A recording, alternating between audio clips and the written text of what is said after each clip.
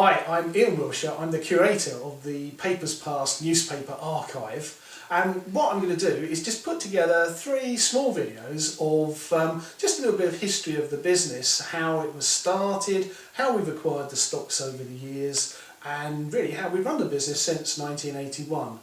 So, newspapers, how did it all start? I've always had a fascination of newspapers.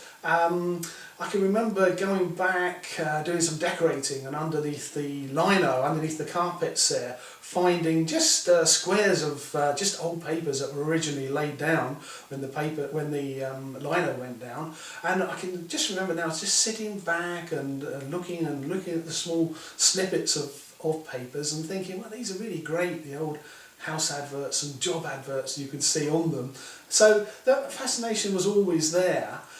And I thought, well, I just wonder if there's anything in this. And then one day I remember looking in a magazine called Exchange Mart.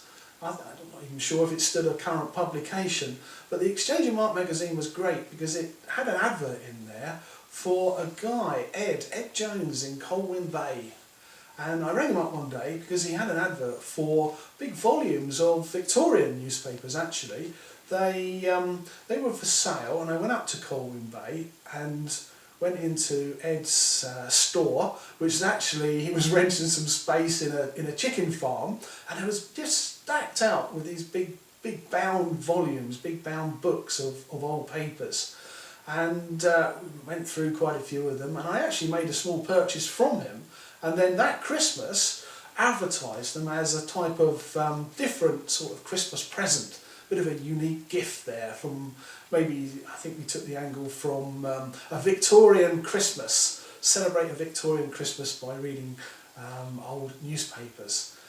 Then we did a few sales, probably about £1,000 worth, and it was on the strength of that Christmas sales that I gave up my job. At the time I was a part qualified accountant, and I gave up the job and concentrated on selling the papers full time really. But over the year, customers were coming on to me and saying, hey, you know, those Victorian ones were fine, but do you do 1948 or 1956? So it was a question then of thinking about that, and then returning back up to Wales to see Ed again and ask him if he had volumes from those years, thinking more along the lines of people getting the paper for like birth dates or their wedding anniversaries. So yeah, I went back to Wales, as I said, and bought some more of these 20th century volumes, and then really started the birth date side of things properly, and that's how that